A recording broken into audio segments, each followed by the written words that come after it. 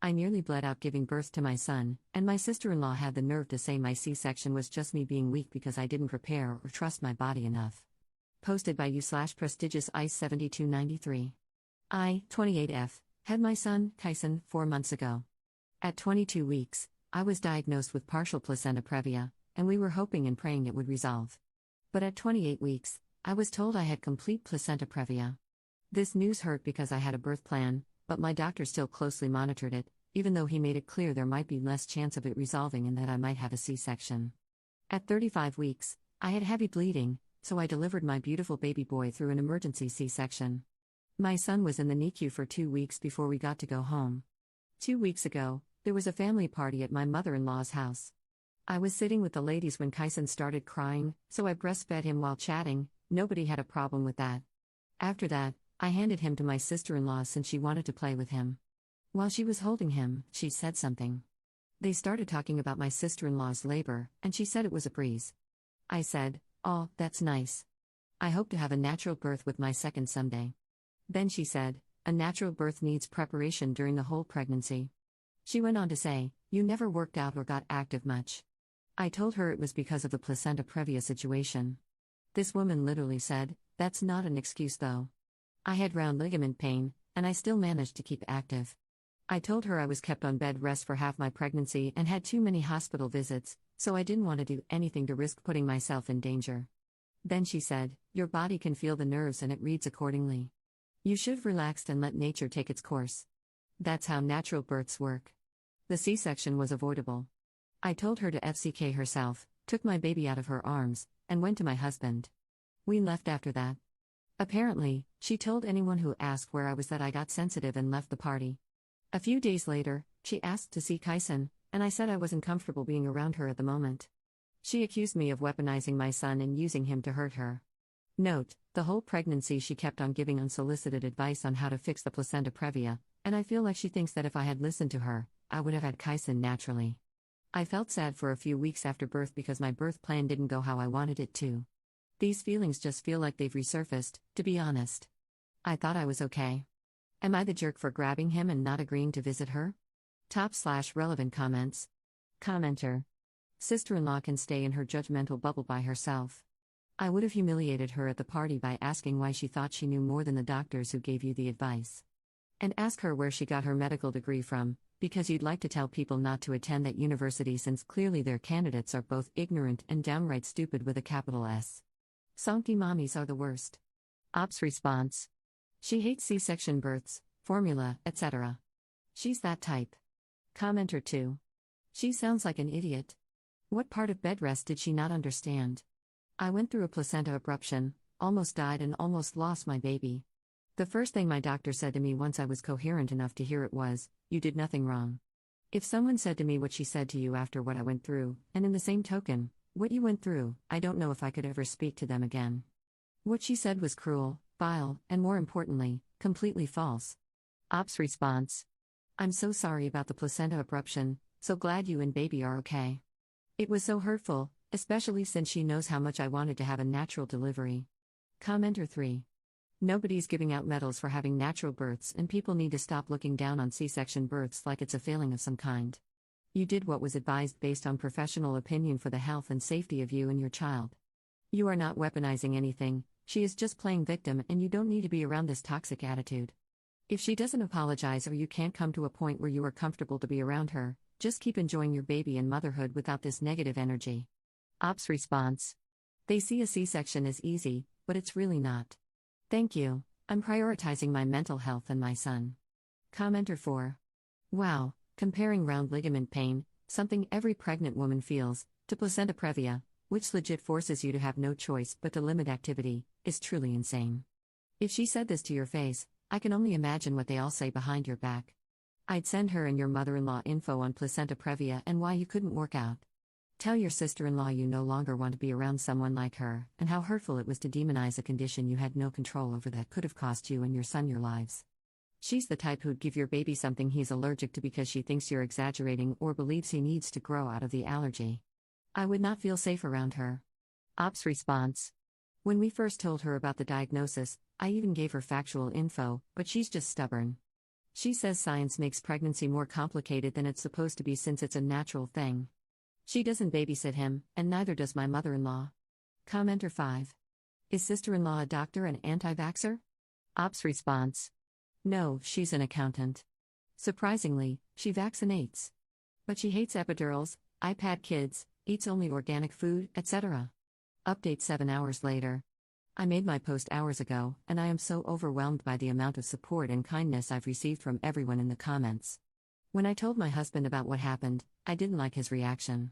I told him exactly what occurred, and he said, I don't want to interfere in women's arguments, babe. I then told him that he could at least ask his sister to be sensitive about my experience, and he said, why don't you talk to my mom about it so she can sit you two down and have a mature discussion? My husband knows that my sister-in-law is the apple of my mother-in-law's eye, so she would side with her. There has never been a need for my mother-in-law to pick sides, but if there ever was, we all know whom she would choose. I told him that I would feel more comfortable if he were there, but he said it's a birth thing, so women should discuss it.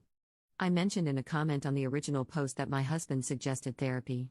He feels that the only reason I was offended by my sister-in-law is because I haven't gotten over the fact that I had an emergency C-section. I mean, he's right, but I just really want him to talk to his sister. Is that so wrong? I want his support and for him to make things clear to her. If you're wondering whether I have a support system like family, no, I don't. My parents are in a different country, and I live in my husband's home country. I do have a few friends. That's why I appreciate all your kind comments, they truly mean a lot to me. Top/relevant comments. Commenter. It's not a woman's birth thing. It's my birth thing, and you're my partner. That means when your family acts like jerks toward me, you need to be the one to step between us and tell them to back the FCK off. I don't care what her reasons are.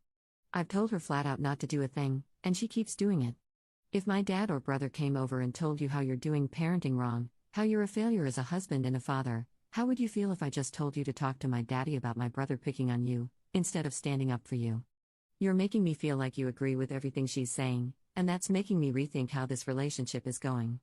And if I feel like you can actually protect and provide for me. You're not even protecting me from your family. That's pretty terrible. Ops response. He says his hands are tied, but again, no one wants me to stand up to my sister-in-law or offend her. He also expressed his displeasure about my post. Commenter. Because it makes him look bad. His hands are tied by himself. No one's holding him down. He's choosing his family over the one he's making with you. That speaks pretty loud. Do you want to be a part of our family, or do you want to be a weekend dad? Because I clearly can't trust your judgment or trust you in general, if you keep letting your family harass me. Your mom is not my effing moderator. She's not my mom. She's also not without fault. There's a bias there. Where do you think your sister gets it? I'm not playing a game with someone over who can parent my child best. Between me and your sister, my say is the final one. If you can't back me up, then I think you're making it pretty clear where I stand, and what I should do moving forward. Ops response. I feel so stupid because he's been doing this since we got married. I should have established boundaries back then, maybe then I wouldn't be on Reddit asking for help. I have to have a talk with him and hopefully, he hears me out. Thank you for your advice. Commenter 2. I would very seriously consider leaving your husband to his family and taking the baby home to your own parents for a few months, or years. If your husband wants to come move to you, that's fine. But he needs to sit down with your dad and talk to your dad, because that's men's business. And your dad will rip him a new one. Ops response. My parents are back home in our country, so my in-laws are the only family I have here. He can't sit with my dad because my dad doesn't like him, he tolerates him and is civil, but he's not fond of him. Second update 4 days later. Hey everyone, first off I would like to thank you all for the support I received on my 2 other posts. The love and kindness you showed me were more than appreciated, and they gave me the courage to do what I did today. I saw some comments saying I named my son a tragedy. My husband and I agreed that I would pick the first name and he would pick the middle name, so we both got to name him. If you don't like the name, then I don't know how to help you with that. Besides, I didn't want to use his real first name in the post, so I used his other name, Kyson. I now realize I could have just used a fake name. Today, a lot happened. I talked to my sister-in-law and mother-in-law, and I also talked to my husband. It went terribly. My talk with my sister-in-law and mother-in-law took place at my mother-in-law's house around 10 a.m. I got there, and they were already present. I expected my husband to come with me, but he didn't. My sister-in-law got straight to the point and asked me why I was so upset with her. I reminded her of everything she said to me, and she replied, "Was I wrong though? You're just offended that I spoke the truth." I remembered all the advice I got from your comments and calmly explained what I had learned about placenta previa and her misinformation. I also told her about the difference between round ligament pain and placenta previa, and what I personally went through.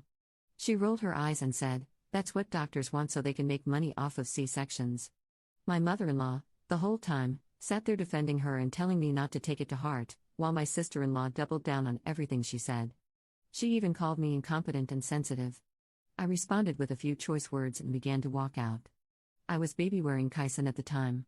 She grabbed my arm and pulled me back, saying she wasn't done talking and that I was walking away with her nephew. I told her to let me go or I'd get her arrested for handling me like that, so she let go.